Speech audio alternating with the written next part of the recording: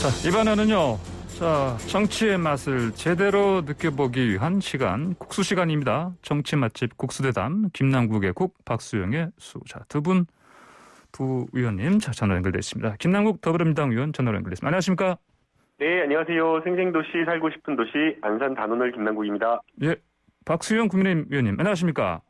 예, 안녕하세요. 박수영입니다. 예, 방금 전에 배우 윤여정 씨의 그 오스카상 수상 소식 얘기했는데 두 분 그 소식 어떻게 들으셨습니까? 네, 예. 우리 국민적인 쾌거고요. 예, 축하를 크게 드립니다. 앞으로 예. 우리 한국 문화 콘텐츠가 세계를 장악해가고 있는데 이런 네. 일들이 기쁜 일이 계속되었으면 좋겠습니다. 예, 김남국 의원님 영화 보셨습니까? 아직 못 보셨죠? 네, 아직 영화는 못 봤는데요. 네. 그 영화 소개되는 여러 그 평론가님들의 영화에 대한 네. 이야기들을 잘 봤습니다. 네. 수상을 한 것이 마치 제가 수상한 것처럼 정말 자랑스럽고요. 예. 우리 문화 당국이라고 하는 그 이름에 걸맞게 더 많은 작품들이 세계적인 어떤 무대에서 제대로 좀 평가받는 날이 네. 더 빨리 왔으면 좋겠습니다. 예, 알겠습니다. 자, 백신 얘기 좀 하겠습니다. 그 정부가 백신 9,900만 명분 확보했다 얘기했습니다. 그리고 11월까지 집단 면역 이거 형성되도록 하겠다 했는데, 자, 여기에 대해서 사실 또 뭐 여야 반응이 다릅니다. 그 어떻습니까? 이제 김남국 의원께서 보시기에는 정부가 또 부스터샷용까지 확보한다 이런 얘기 했는데 이제 국민들이 좀 안심해도 되겠습니까?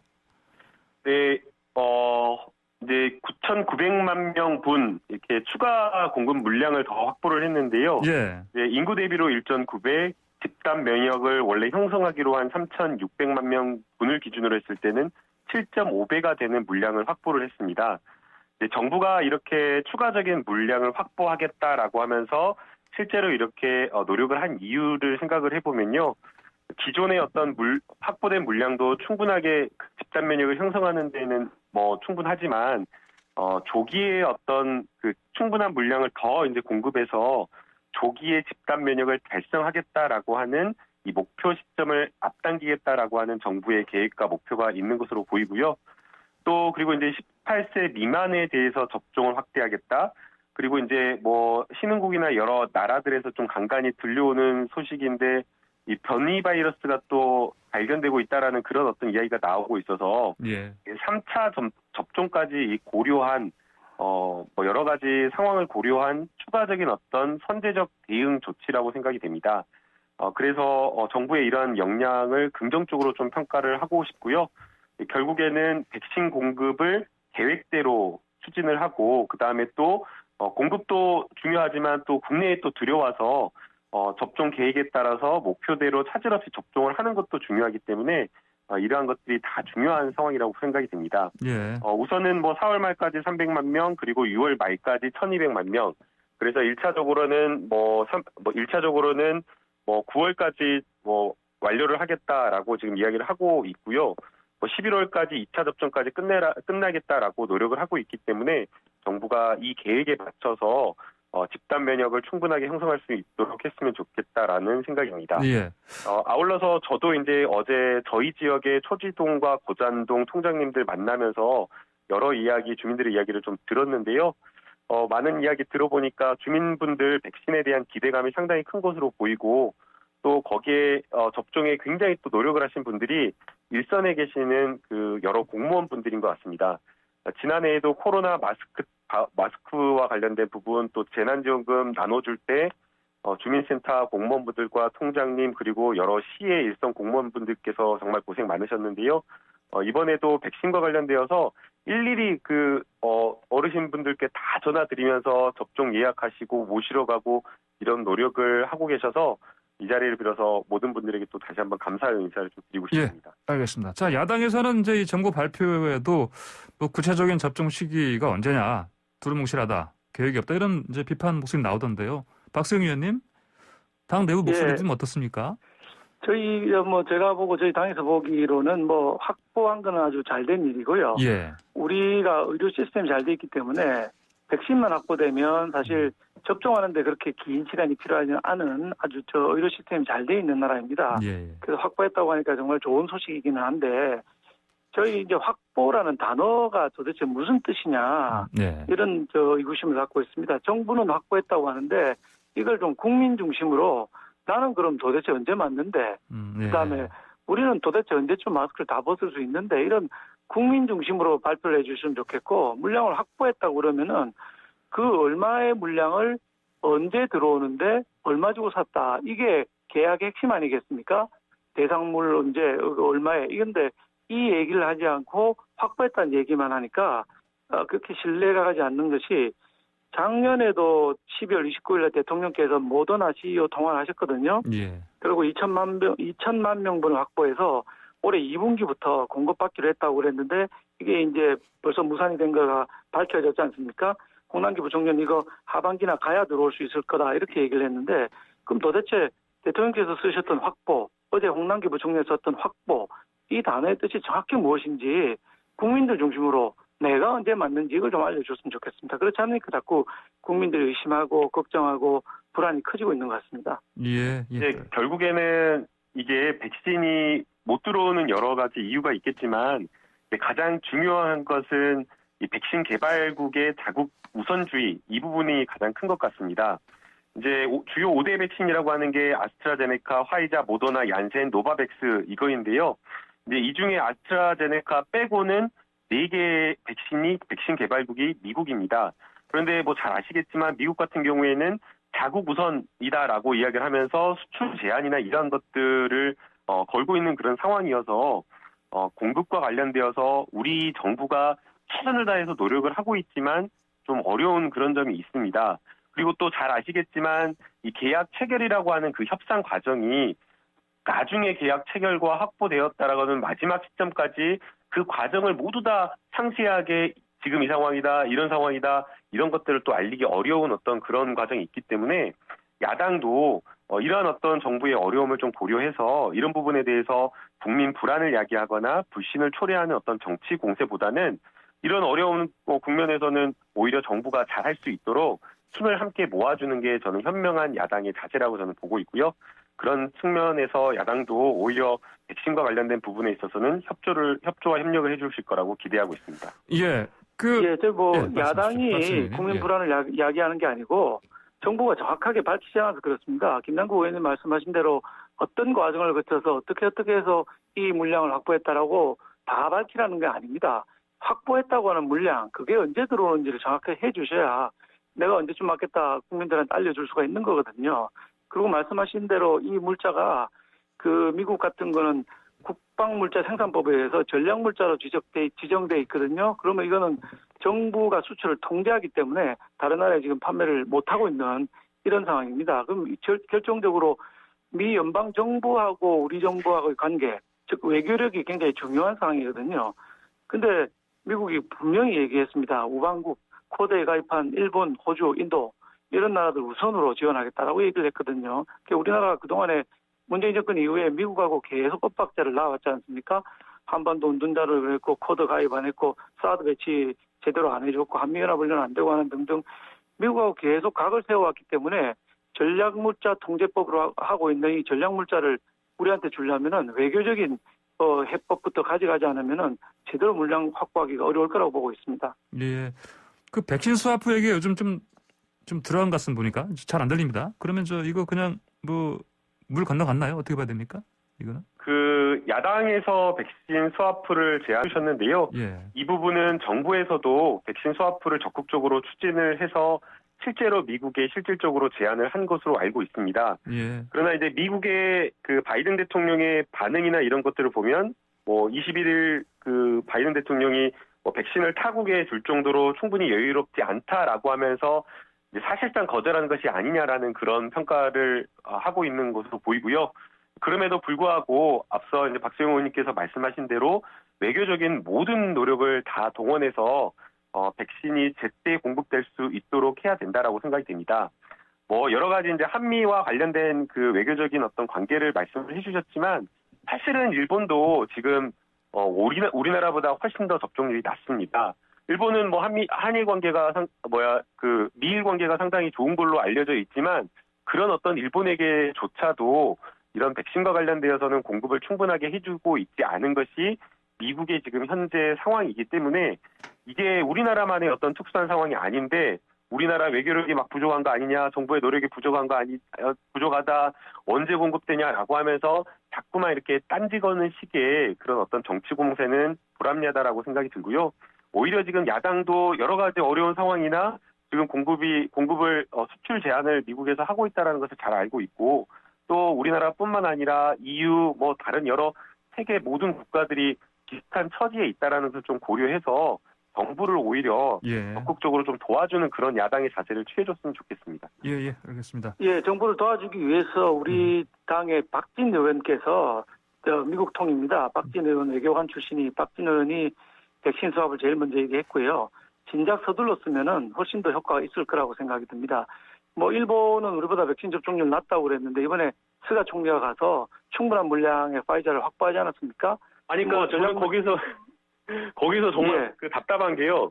일본에서 스가 총리가 확보한 것은 확보했다라고 인정을 해주고, 우리나라 스가 총리는 우리 정부가 확보를 했다라고 한 거에 대해서는 인정을 안 해주는 것은 스가 총리는 6월부터 수입한다고 분명하게 날짜를 얘기했어요. 6월부터 저희 나라도 수입한다고. 우리는 확보했다는 9,900만 분 언제 들어온다고 분명하게 얘기한 게 있습니까? 지금 들어온 4.3% 이외에 언제 들어온다고 정확하게 한 건 10%도 안 넘어요. 그러니까 국민들이 안심을 못하는 것이죠. 저는 우리나라 정부의 발표보다 일본 정부의 발표를 신뢰하는 국민의힘을 이해할 수가 없고요.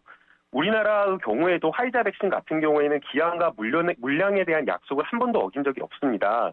그렇기 때문에 지금 정부에서 확보했다라는 그 발언을 일본에서 스가 총리가 발언한 확보와 똑같은 의미로 좀 해석해 줬으면 좋겠습니다. 아니, 그러니까 스가 총리는 6월부터 들어온다고 분명히 밝혔다니까요. 우리도 좀 분명히 밝혀주면 안 됩니까? 근데 맨날 계약 비밀이라서 밝힐 수 없다고 하니까 국민들이 더 불안해하는 거 아닙니까? 분명히 밝히세요. 그러면 불안하지 않죠. 어제 분명하게 홍남기 정부부총리가 날짜와 공급과 관련된 접종 시기를 발표했습니다. 2분기 접종 상황, 3분기 접종 상황, 4분기 접종 상황, 그리고 백신 수급 상황에 대해서 브리핑을 구체적으로 했는데도 불구하고 야당에서 그렇게 주장을 한다라고 하면 이거는 좀 너무 유감인 것 같습니다. 아니, 이번에 확보했다는 화이자 백신 2천만 병 언제 들어온다고 얘기한 적이 없어요. 수입 날짜를 정확하게 얘기해야 될 거 아닙니까? 계약을 했으면은. 그리고 우리 백신 수합 이외에 우리 당이 주장하고 있는 거는 민간의 역량을 확보해서 필요한 백신을 좀 수급하자 이런 얘기를 하고 있습니다. 삼성이 20조 반도체 투자하기로 했는데 미국이 반도체 목말라 하고 있고요.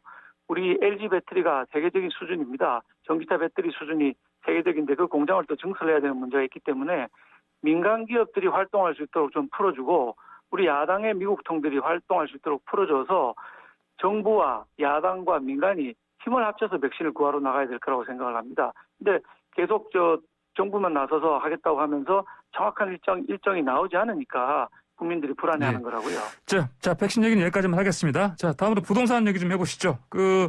민주당 오늘 부동산 특위 첫 회의하지 않습니까? 김남국 의원님, 오늘 좀 정리가 되겠습니까? 방안들 다양한 목소리 나오던데. 네, 이제 부동산 특위에서 여러 가지 이제 부동산 정책을 좀 논의를 할 것으로 보이는데요. 예. 세부적인 어떤 조정, 정책 이런 부분에 대한 제도 개선이 좀 있을 것으로 보입니다. 예. 그런데 이제 일각에서 이야기를 하는 것처럼 정책의 큰 방향이 다 바뀌는 것 아니냐라는 그런 것은 없을 것으로 보이고요. 예. 정부 정책과 큰 틀에서는 정책의 일관성은 지켜질 것으로 저는 생각이 됩니다. 중요한 것은 결국 지금 집값이 너무 많이 올라버렸기 때문에 무주택자에 대한 무주택자에 대한 어떤 주택 공급에 대한 방안 이런 부분이라고 저는 생각이 들고요. 그래서 여기에 대한 어떤 논의가 가장 집중적으로 좀 논의가 될 것으로 생각이 됩니다. 예, 알겠습니다. 박수 의원님께서는 앞으로 이제 부동산 정책이요, 종부세라든지 거래세라든지 이런 부분 좀 완화돼야 된다 이렇게 보십니까?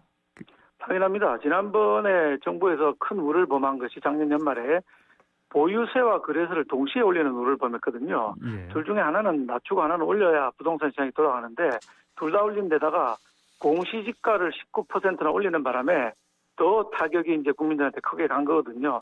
일부 여당 의원들이 얘기했던 종부세 부과 기준을 9억에서 12억으로 올린다. 이런 정도로 해소될 수 있는 문제가 저는 아니라고 생각합니다. 예. 특히 중요한 것은 1가구 1주택에 대한 세제 혜택입니다. 1가구 1주택 사람이 부동산 가격 올리는데 1도 기여한 게 없는 사람들이고 오히려 피해만 본 분들이거든요. 근데 1가구 1주택도 뭐 보유하고 있으면 보유세를 많이 내야 되고 거래하고 하게 되면 양도세를 또 많이 내야 되는 이런 형국으로 지금 가 있기 때문에 1가구 1주택을 보호해주는 정책으로 크게 선회가 돼야 되고 더 나아가서는 한 발 더 나아가서는 1가구 2주택에 대해서도 세제 혜택을 줘야 된다고 생각합니다. 왜냐하면 우리나라 총 5천만이 살고 있고 2천만 가구가 있는데 그중에 약 600만 가구는 개인이 내놓는 전월세 집에 살고 있는 겁니다. 예. 그래서 전월세를 내놓지 못하도록 1가구 2주택자를 압박하게 되면 이 600만 가구가 들어가 살 데가 없는 겁니다. 그게 지금 일어나고 있는 현상이거든요. 따라서 김남국 의원 말씀에 의하면 여당은 부동산 정책 기조에 변화가 없다고 그러는데 크게 걱정되는 부분입니다. 1가구 1주택과 1가구 2주택을 보호하고 세금을 낮춰주는 방향으로 부동산 정책은 변경돼야 된다고 생각합니다. 네, 박수영 의원님께서 말씀하신 부분도 당연히 그 부동산 특위에서 논의가 될 것으로 보입니다. 그러나 이제 그보다 더 중요한 것은 논의의 핵심은 무주택자에 대한 배려라고 저는 생각이 됩니다. 뭐 지금 주택을 보유하고 있는 분들의 어떤 세금을 완화해 주는 것들도 좋겠지만 더 지금 어려운 것은 주택에 대해서 여러 가지 주거 불안을 겪고 있는 분들에 대한 대책이라고 저는 생각이 들고요. 그렇기 때문에 무주택자와 생애 첫 주택 구입자 그리고 또는 이제 당장 결혼하고 주택을 구입하려고 하시는 분들에 대한 대책의 초점이 맞춰지는 게 더 중요하다라고 저는 생각이 됩니다. 그리고 지금 세금과 관련된 부분 같은 경우에는 이게 지금 뭐 지난해와 올해 초 이렇게 해서 여러 가지 이제 세대와 관련된 조세 정의를 위한 부분이 이렇게 정책 결정이 되었는데 이것을 또 이제 선거에 한번 패배했다라고 해가지고 정책을 손바닥 뒤집지 확 바꿔버리는 것도 사실은 정책의 일관성 측면에서 문제가 있다라고 보이기 때문에 이러한 부분을 조금 더 신중하게 좀 논의하는 게 필요하다라고 저는 보고 있고요. 그래서 우선은 저희가 무주택자와 실수요자에 대한 여러 가지 주택 정책에 초점을 맞춰서 이런 부분에 대한 고민을 논의를 하는 게 더 중요하다고 보고 있고 그다음에 앞서 박수영 의원님이 말씀해 주신 여러 가지 세제와 관련된 부분은 조금 더 신중하게 그리고 장기적 관점에서 함께 여야 간에 논의할 필요가 있다고 저는 보고 있습니다. 예, 알겠습니다. 자, 다른 주제 한번 좀 얘기 나눠보시죠. 이재명 경기도지사가 재산 비례 벌금제 얘기했습니다. 이거 도입할 만한 겁니까? 박수영 의원님 어떻게 보십니까? 해서는 안 되죠. 재산 비례 벌금제라고 했는데 이게 재산하고 소득에 대한 개념 구분이 안 돼 있는 것 같아요. 예. 경제 정책에서 재산과 소득을 구분하는 건 매우 중요한 일인데 재산이 많다고 해도 벌금을 많이 내라. 근데 재산은 소득은 없는데 집 한 채를 가지고 있는 분이 계시면 벌금을 더 내야 되는 거예요. 벌금을 내기에 집을 팔아라는 얘기냐? 라는 말까지 나올 수 있는 상황이기 때문에 이 부분은 매우 조심해야 되고 소득 비례는 저도 그것조차도 반대합니다만은 소득 비례는 검토해 볼 수 있을지언정 재산에 비례해서 벌금을 더 내라 이건 어불성설이라고 봅니다. 알겠습니다. 김남국 의원님 어떻습니까? 의견? 네, 결국에는 이제 법의 날에 맞춰서 그 이재명 경기도지사가 재산 비례 벌금제 도입을 주장을 했는데요. 이제 여기에 대해서 이제 국민의힘 국회의원 윤희숙 의원님이 재산과 소득 개념 구분도 못하냐라고 비판을 하는 것은 조금 너무 지나친 발언이 아닌가라는 생각이 듭니다. 경기도지사가 재산과 소득을 모르고 그런 발언을 하겠습니까? 그 글에 보게 되면 재산과 소득 등 경제력에 비례한다라고 하는 그런 표현을 간접적으로 확실하게 표현을 했는데 그것을 말꼬리 잡아가지고 그렇게 본질을 벗어난 정치 공세를 하는 것 자체가 조금 적절하지 않다라고 생각이 들고요. 오히려 본질을 가지고 논의를 하는 게 필요하다라고 생각이 됩니다. 이게 지금 시민사회 단체를 비롯해서 많은 정말 서민들이 주장을 했던 내용들인데요. 벌금 똑같은 100만 원이라고 하더라도 10억을 가진 사람과 재산 아무것도 없는 정말 어려운 사람들에게는 그 100만 원이라고 하는 것이 실질적으로 너무나 다른 겁니다. 그렇기 때문에 벌칙의 어떤 실질적 형평성과 실효성을 강제하는 그러한 어떤 측면에서 그것이 결국 정의 아니겠습니까? 예. 그렇기 때문에 재산이나 또는 소득 등 경제력에 비례해서 벌금을 부과하는 것이 맞다. 이게 법의 정신에 맞다라고 하면서 이 제도를 도입하자라고 법의 날에 주장을 한 것인데 이게 국민의힘에서는 무조건적으로 재산 가진 사람을 이렇게 보호하려고 하는지 좀 이해할 수가 없고요. 지금 코로나19로 인해서 굉장히 서민들이 어렵고 그 과정 속에서 잘못된 어떤 실수로 인한 벌금 부과에 대해서 굉장히 어렵고 힘들어하고 있습니다. 그래서 그렇게 어려운 사람들에게는 100만 원보다 훨씬 더 적은 금액을 그리고 또 돈이 많거나 소득이 많거나 재산이 많은 사람에게는 그보다 더 실질적으로 많은 금액의 벌금을 부과하는 게 저는 정의에 맞고 이게 법의 정신이라고 저는 보고 있습니다. 알겠습니다. 자, 오늘 국수 토론은 여기서 좀 마무리해야 되겠습니다. 두 분 말씀 잘 들었습니다. 감사합니다. 네, 감사합니다. 네, 지금까지 박수용 국민의힘 의원, 김남국 더불어민주당 의원과 함께했습니다.